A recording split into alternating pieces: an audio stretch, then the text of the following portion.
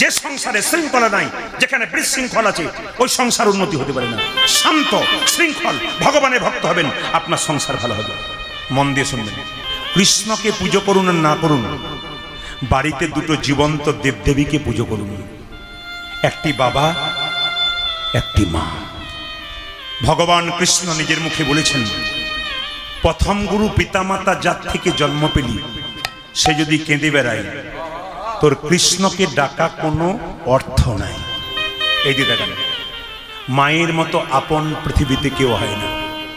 যারা এখানে কম বয়সের মেয়ে আছে, তাদের কাছে প্রদীপ পালে একটা নিবেদন রইল, শরীরে ক্ষমতা থাকতে থাকতে কাউকে কাঁদিও না।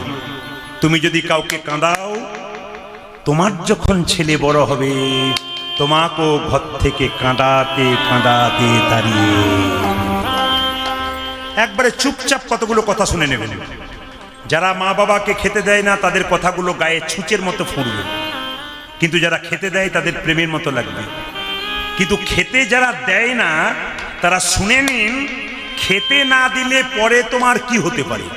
এইদিকে বল বুদ্ধি ভরসা, 40 ফর্সা, সব শেষ হয়ে যায়। মায়ের মতো আপন কেউ হয় না, আপন কেউ না।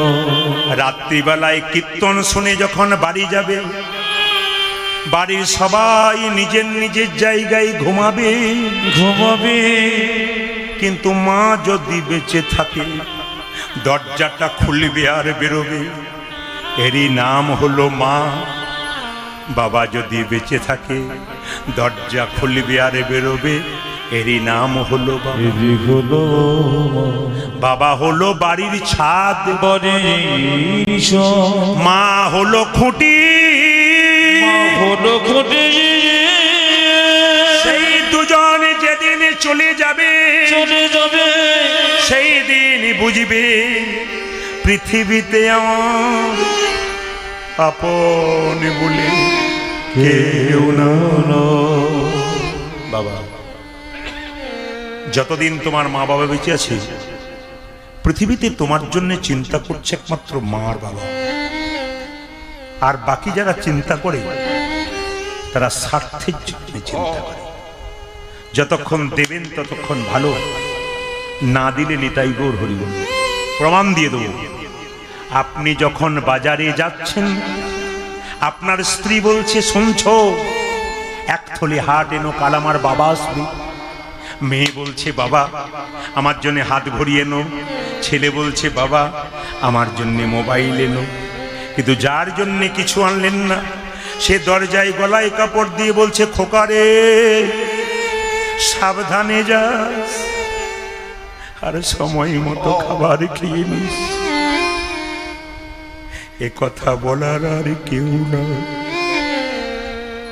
যার মা নাই তার পৃথিবীতে আপন বলতে।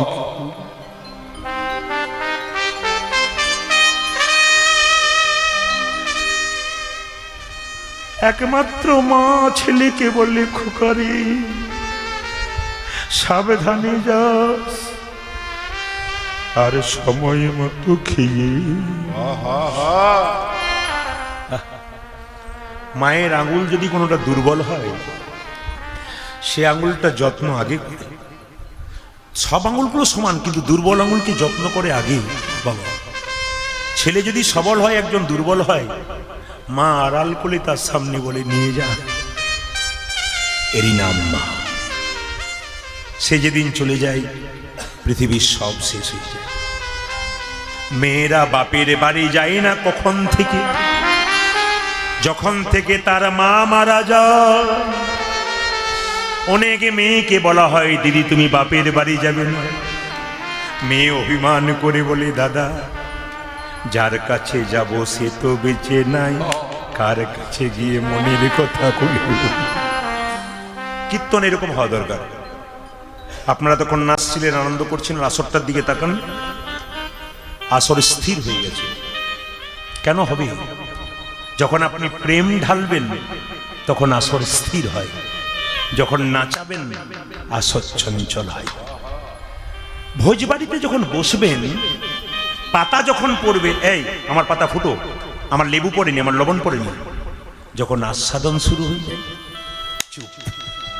আপনাদের আস্বাদন শুরু হয়ে গেছে, আপনারা চুপ হয়ে গেছেন। একটা মায়ের পেটে একটা বাচ্চা 10 মাস 10 দিন জায়গা হয়। সেই ছেলে যখন কলকাতায় ফ্ল্যাট কেনে, বাড়ির আত্মীয় স্বজন শ্বশুর শাশুড়ি সবার জায়গা হয়, কিন্তু মা বাবার জায়গা হয়। কীর্তন শুনে কোনো লাভ হবে না। বৃদ্ধ বাবাকে যদি সংসারে না দেখো, বৃদ্ধা মাকে যদি যত্ন না করো, তবে কীর্তন শুনে তোমার কোনো লাভ হবে না। মা রান্না করে দেয়, ছেলে পেট ভরে খায়, ছেলে খেয়ে যায়, মাকে জিজ্ঞেস করে না মা তোমার থালাতে আছে কিনা। মা সবাইকে দিয়ে থালা ফাঁকা অবস্থায় থাকে, তবু অভিমান করে বলে না খোকা তোরা খেলি আমায় দিলি না। এত বড় হৃদয় পৃথিবীতে মা ছাড়া কারো হয় না, মা ছাড়া কারো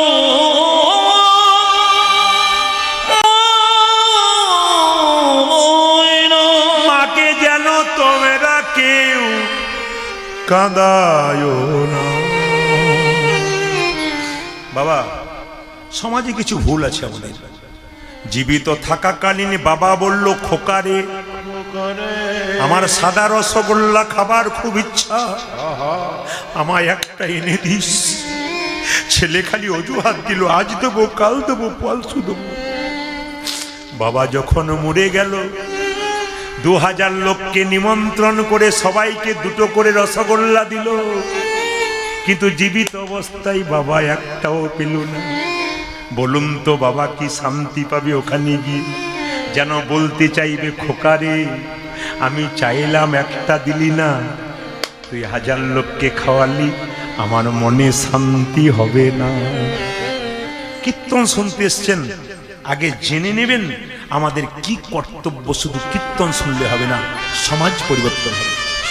আচ্ছা বলুন তো, কালকে আমি 12:30টায় শেষ করেছিলাম বলে অনেক ভক্ত বলেছিল আজকে কম করে দিলেন। আপনার তাকান্ত ঘড়িটার দিকে 1টা 10-15 বাজতে চললো, তবু আপনারা খুঁটির মতো বসে আছেন। আমি তো ওদেরকে কালকে বলেছিলাম যদি আমি 4 ঘন্টাও গাই 4.5 ঘন্টাও গাই এইরকমই বসে থাকবে, এ সব জায়গাতে বসে। কিন্তু কি করবেন, আমি আগেই বলেছি প্রতিদিন চাপ থাকে। মাকে যেন কেউ কাঁদিও না। খুব শুনবেন, খুব শুনবেন, যারা বাচ্চার মা হয়েছেন শুনবেন, খুব দামি কথা শুনবেন। আজকে কেউ কাঁদাবেন, পরশু তারিখে আপনাকে কাঁদতে হবে, রক্তের গরমে নয়। আমি একটা প্রমাণ দিয়ে দিই, এইদিকে এরকম মেয়ে যেন আপনারা হবেন না। কিরকম? একজন ভদ্রলোক তার স্বামী দরজায় ধাক্কা দিচ্ছে, এই যে এই দরজা খোলো। স্ত্রী বলছে খুলবো না। বলে কেন? আমি খুলতে পারবো না। কেন, কি হয়েছে বলো?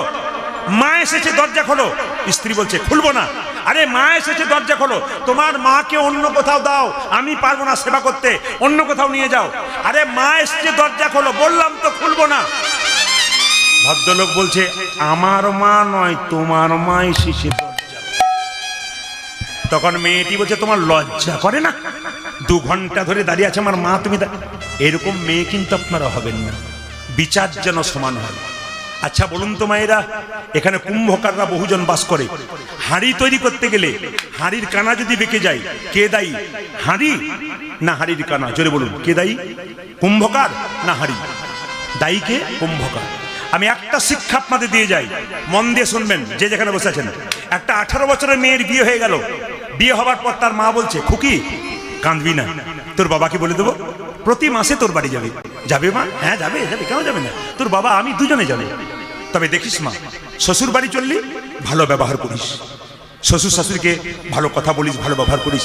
একটা মেয়ে যদি শ্বশুর বাড়িতে খারাপ ব্যবহার করে ওর বাবার বংশের বদনাম হয়। পাড়ার লোকে কি বলে, মেয়েটা খুব খারাপ, নইলে এমন ব্যবহার করে। আর যদি ভালো হয় কি বলবে, আহ মেয়েটার বাবার বংশ খুব ভালো, এই জন্য ভালো। মেয়েটি 18 বছরে বিয়ে হয়ে গেল, সঙ্গে সঙ্গে মেয়েটিকে বললো তুই ওখানে গিয়ে ঝগড়া করবি না তো? না। কটু কথা বলবি না তো? না, বলবো না।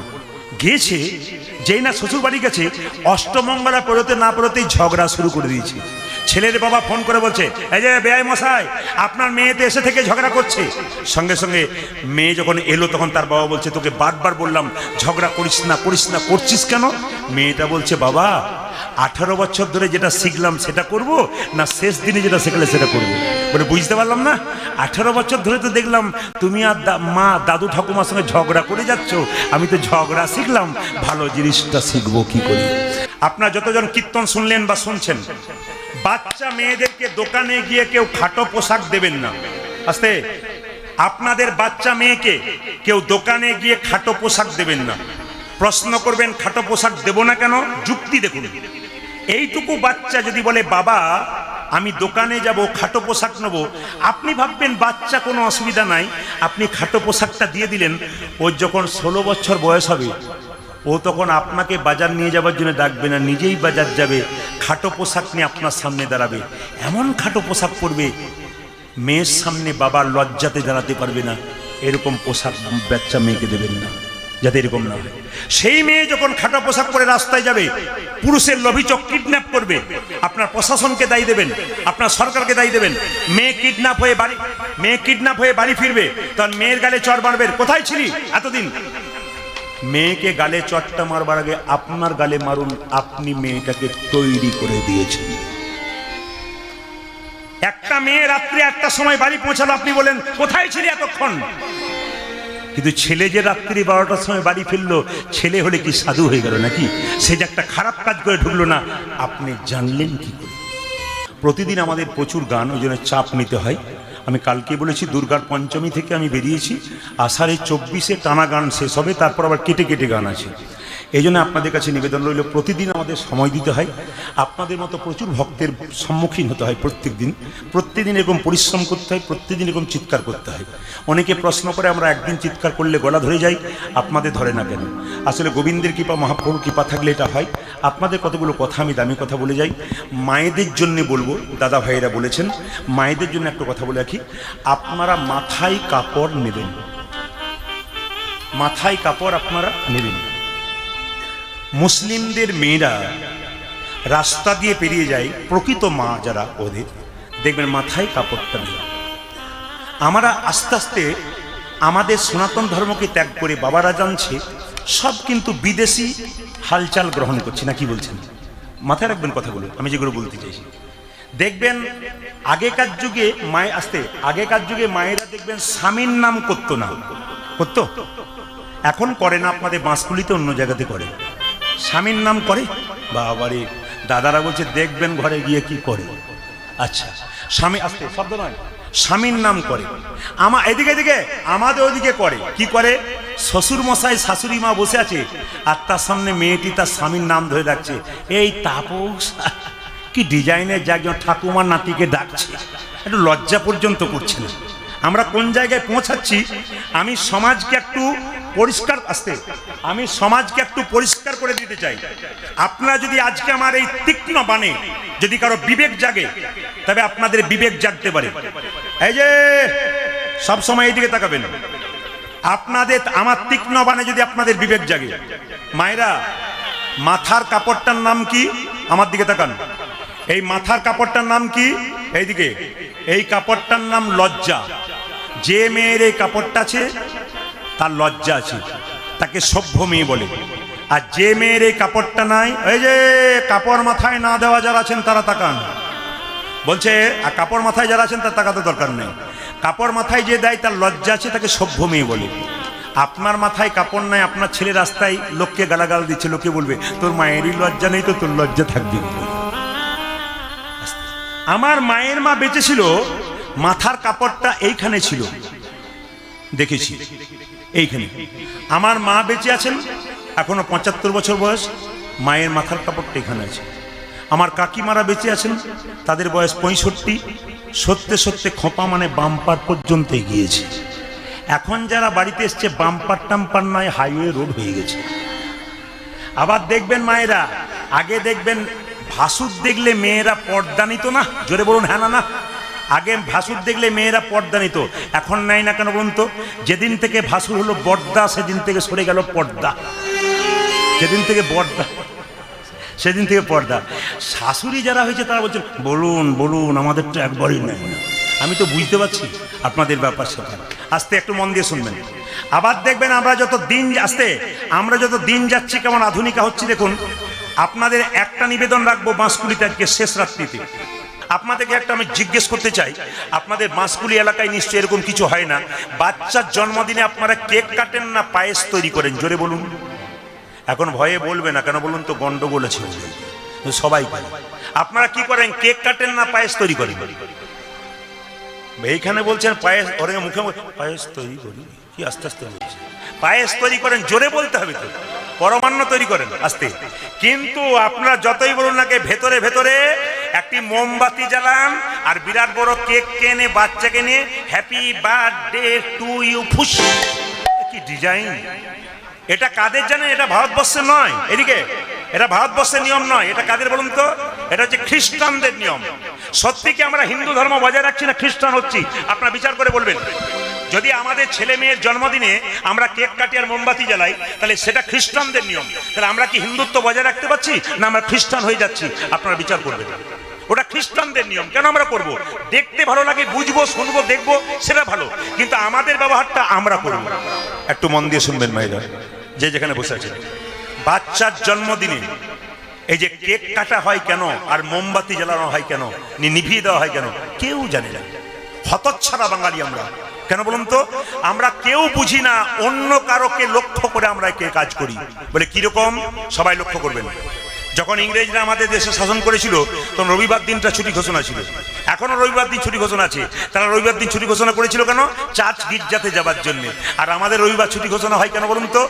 বাজারে সারা সপ্তাহে বাজারের কাজগুলোকে সেরে নেওয়ার জন্যে, শ্বশুর বাড়ি যাবার জন্যে বা অন্য কোথাও যাবার জন্য, কিন্তু মন্দিরে যাবার জন্য নয়।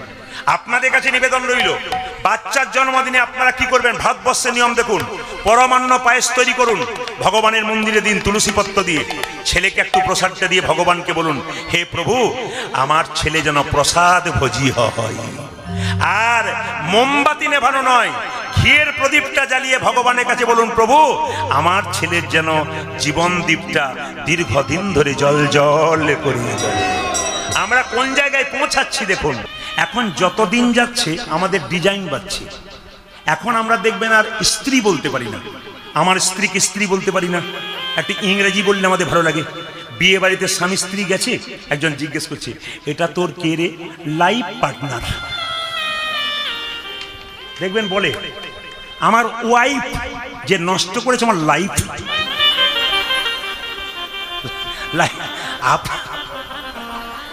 এ কীর্তনে বড় মজা আছে। এদিকে দিয়ে কীর্তনে বড় মজা আছে।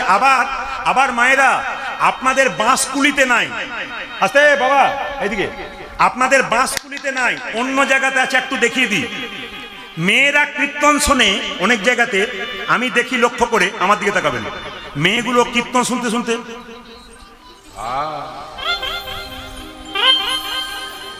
আমি এটা লক্ষ্য করেছি, আপনাদের বাঁশকুলিতে নাই। আচ্ছা বলুন তো, দুই চারজন বলছে আপনি দেখতে পান নাই, দু একজন আছি। কিন্তু কেন এদিক ওদিক তাকাই? কেন বলুন তো? আমার দিকে তাকান। কেন এদিক ওদিক তাকাই? আস্তে, কেন এদিক ওদিক তাকাই? বিয়ের সময় যখন মালা বদল হয়, আমার দিকে তাকাবেন। বিয়ের সময় যখন মালা বদল হয়, ছেলেটা মেয়েটাকে দেবে, মেয়েটা ছেলেটাকে দেবে, তখন কিন্তু একটা সন্ধিক্ষণ। ওই সময়টা দারুণ সময়, খুব ভালো করে শুনবেন। মেয়ে যখন ছেলেকে মালা পরায়, মালা বদল, আর ছেলে যখন মেয়েকে মালা পরায়, তখন খুব সুন্দর সন্ধিক্ষণ। কেন মেয়েরা ওদিক ওদিক তাকায়? তার কারণটা কি? যখনই মালাটা পরাচ্ছে মেয়েটা ছেলেটাকে, তখনই বৌমাটা, মানে বৌমা হয়ে গেছে, বউ হয়ে গেছে, সে যখন স্বামীকে মালাটা পরাচ্ছে, তখন পাশ থেকে একজন বলে, ক্যামেরাম্যান এইদিকে, শুভ দৃষ্টিটা কার দিকে হলো?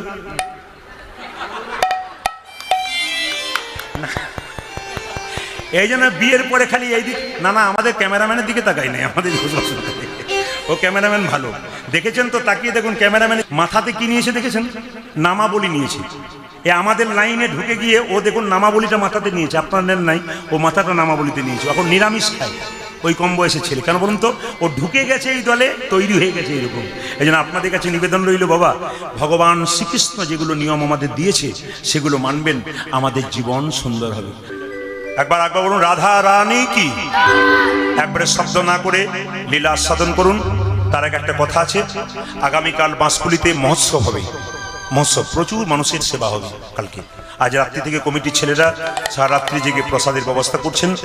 আপনারা যারা প্রসাদে অংশগ্রহণ করতে চান, কেউ পায়েস দান করতে পারেন, কেউ কিছু দান করতে পারেন, তারা কিন্তু কমিটির হাতে কাল সকাল থেকে আপনারা দান করতে পারেন।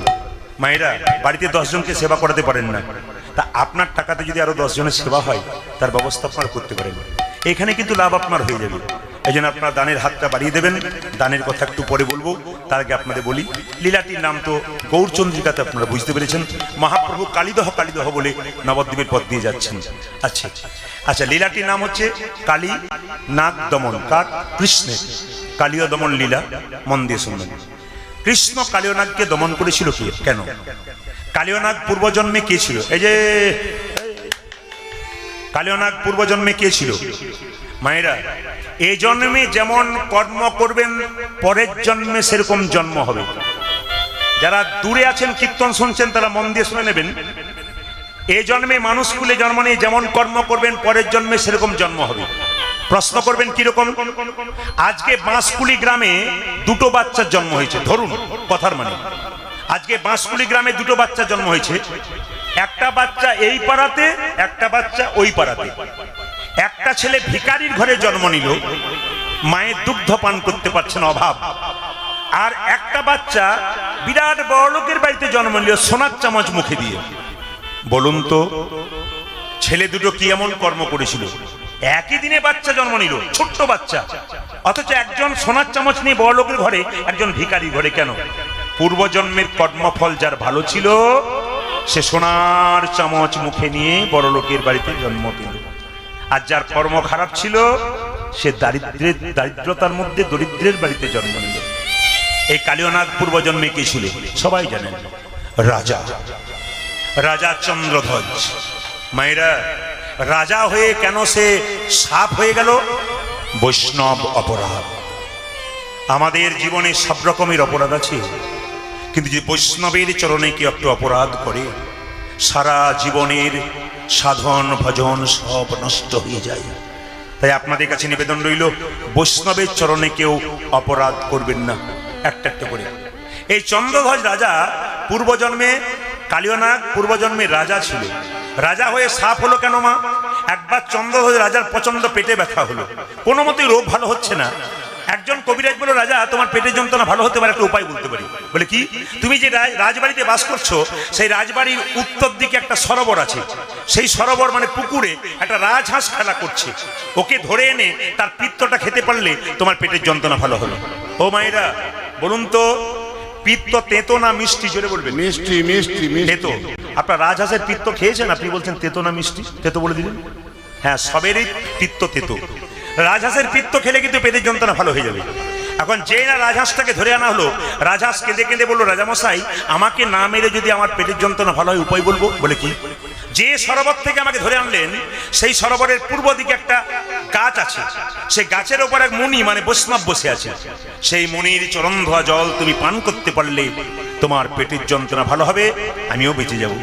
রাজা বলে কথা, একটা সোনার পাত্র নিয়ে গিয়ে মা মুনিকে বললো, মুনি তোমার ডান পাটায় গিয়ে দাও।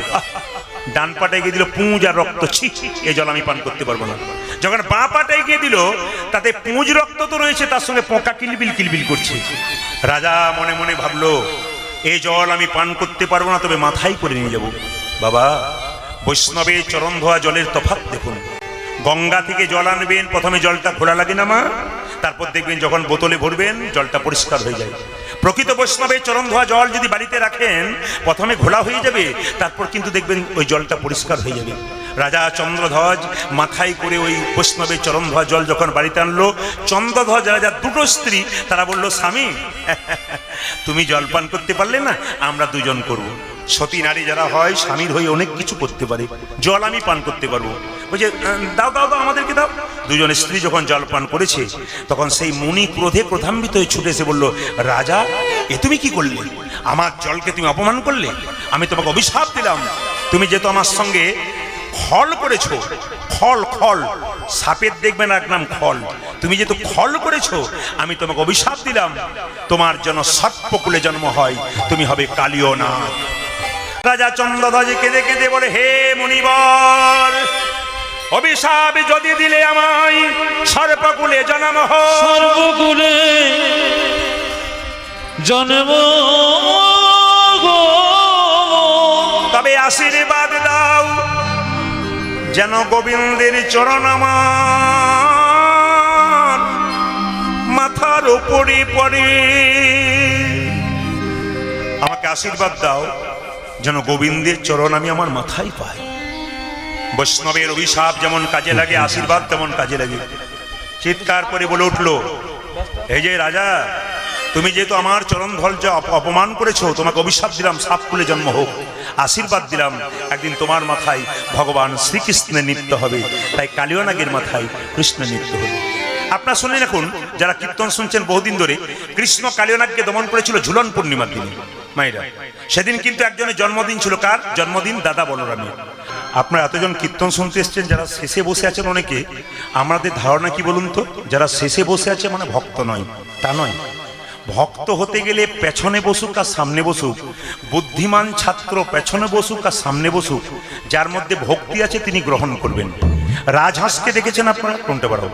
রাজহাঁসকে দেখেছেন? রাজহাঁসকে দেখেছেন? রাজহাঁসের দেখবেন দুধ আর জল একসঙ্গে মিশিয়ে দিলে দুধটা খেয়ে নেবে, জলটা ফেলে দেবে। মুর্শিদাবাদ নদিয়াতে কেউ যদি কোনদিন যান, তাহলে দেখবেন আসরে প্যান্ট শার্ট পরে বাবু হয়ে অনেকে বসে আছে, হাতে বালা পরে। আমরা ভাবি ভক্ত নয়, কিন্তু বাসাতে গিয়ে এমন প্রশ্ন করে মাথাটাকে খারাপ করে দেয়। এই জন্য কাউকে বাইরেটা দেখে আপনারা ভাববেন না যে তিনি ভক্ত নন। দূরে বসে আছেন কিন্তু ঠিক আস্বাদন করছেন, এক কোণে বসে আছেন কিন্তু ঠিক আস্বাদন করছেন, এরা হচ্ছে পাকা ভক্ত। একটু বুঝিয়ে দিই আপনাদের। কালীয় নাগ বিষ ঢালতে শুরু করলো এত যে বিষের জ্বালায় ছটফট করে পশু পাখি সবাই মরে যাচ্ছে। মায়েরা, তাহলে কালীয় নাগ কি ভগবানের শত্রু? না। কালীয় নাগ তাহলে কেন বিষ ঢালতে শুরু করলো, কেন পশু পাখি মরে যেতে লাগলো? একটাই কারণ, কুরুক্ষেত্রের যুদ্ধে জয়লাভ করার পর কৃষ্ণ সবাইকে সবকিছু দিল। কালীয় নাগ কেঁদে কেঁদে বলল, প্রভু এবার আমাকে দাও, কি আমাকে আশীর্বাদ করো যেন আমি এখান থেকে মুক্তি পেয়ে যাই। ভগবান শুনলো না। কালীয় নাগ মনে মনে ভাবলো, তোমার সঙ্গে প্রেম করে যখন তোমাকে পেলাম না, তোমার সঙ্গে শত্রুতা আরম্ভ করবো। কি করলেন? এমন বিষ ঢালতে শুরু করলেন কালীধর হ্রদে যে তার বিষের জ্বালায় পশু পাখি সব ছটফট করতে করতে মরে। আর মৃত্যুর আগে ওই জায়গাতে ভগবানকে বলে, প্রভু আমরা বৃন্দাবনে বাস করলাম, জলে জল খেলাম, নদী গাছের ফল খেলাম, তোমার গুণগান গাইলাম, এত আমাদের কষ্ট কেন? কালীয় নাগ জানে যখন তারা কাঁদবে, ভগবান ভক্তের কান্নায় ছুটে আসবে, আমাকে কোথাও যেতে হবে না, আমি এখানে বসেই চরণ লাভ করব। এ হচ্ছে কালীয় নাগ। আচ্ছা মায়েরা, ভগবান যারা দেখেছেন কিছু মনে করবেন না, ভগবানের চরণে দুটো নুপুর থাকে। ভগবানের চরণে দুটো নুপুর থাকে, একটা নুপুর বড়, একটা নুপুর ছোট। আপনারা কেউ লক্ষ্য করেছেন কিনা জানি না, আপনাদের বুঝিয়ে দেবো এখনই। ভগবানের চরণে দুটো নুপুর, একটা ছোট একটা বড়। তার নুপুরটা ছোট আর বড় হলো কেন? কোনটা বড়? নুপুরটা ছোট আর বড় হলো কেন? একটু তাকাবেন আমার দিকে। নুপুর ছোট হলো, টোন বাড়াও, টোন বাড়াও, টোন বাড়াও, জোরে বাড়াও। জয় নিতাই, আরো বাড়াও। জয় নিতাই, জয় নিতাই, হরে কৃষ্ণ।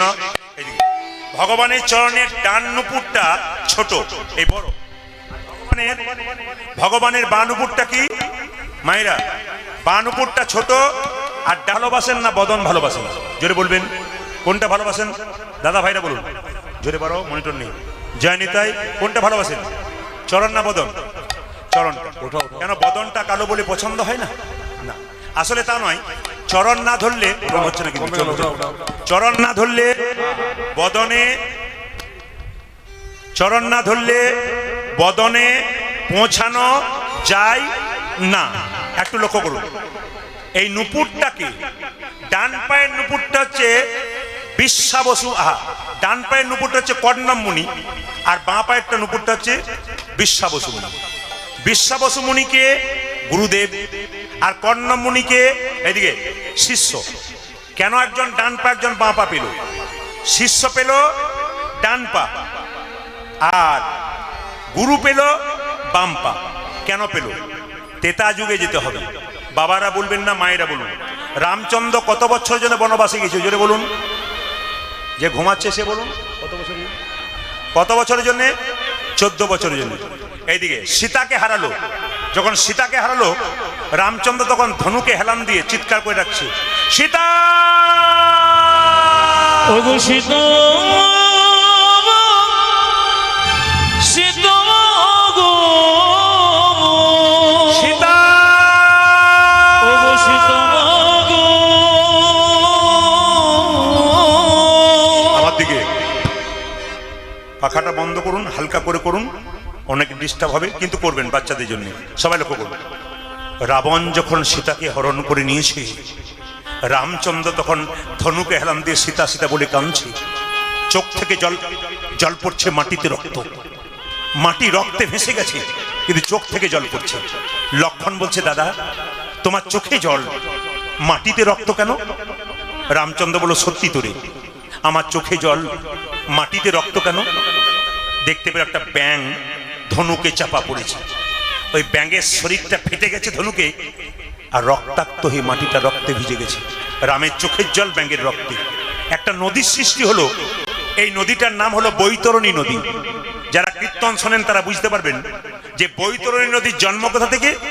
রামচন্দ্রের চোখের জল আর ব্যাঙের রক্তে একটা বৈতরণী নদীর সৃষ্টি হলো। এইবার রামচন্দ্র ব্যাঙটাকে হাতে নিয়ে বললো, হ্যাঁ রে ব্যাঙ, তোকে যখন চাপা দিলাম তখন তুই চিৎকার করলি না কেন বাবা? তবে তো তোর মৃত্যু হতো না। ব্যাঙটা কেঁদে কেঁদে বলছে, প্রভু বিপদে পড়লে সবাই ভগবানকে ডাকে, আর স্বয়ং ভগবান যদি মারে তবে আর কাকে ডাকবো হরি? বিপদে পড়লে সবাই ভগবানকে ডাকে, আর ভগবান যদি মারে তবে আর কাকে ডাকবো প্রভু? ব্যাঙ, তুই পূর্বজন্মে কে ছিলি? আমি কর্ণম মুনি ছিলাম। কেন তুই ব্যাঙ হলি? গুরু অভিশাপ। মায়েরা, যার অভিশাপ নেবেন নেবেন, কিন্তু গুরু অভিশাপ নেবেন না। তাকান আমার দিকে, গুরু অভিশাপ। তোর গুরুর নাম কি? বিশ্বাবসু মুনি। তোর নাম কি? কর্ণম মুনি। কেন তুই অভিশাপ পেলি? একদিন বিশ্বাবসু মুনি চরণ সেবা করছিলাম, করতে করতে আমার নখের আঁচড় তার শরীরে পড়েছে, আর যেই না পড়েছে আমাকে গুরুদেব চিৎকার করে বলল, ওরে কর্ণম মুনি, তুই আমার চরণ সেবা করতে করতে আমার শরীরে নখের আঁচড় দিলি, আমি তোকে অভিশাপ দিলাম, তোর যেন ব্যাঙ কুলে জন্ম হয়। কেঁদে কেঁদে সেই দিনে বলেছিলাম, হে গুরুদেব, অভিশাপ যদি দিলে আমায় ব্যাঙ কুলে জন্ম হয়, ব্যাঙে কুলে জন্ম হয়। আশীর্বাদ দাও যেন মৃত্যুটা তোমার চরণে হয়। যেন মৃত্যু আমার তোমার চরণে তলে হয়।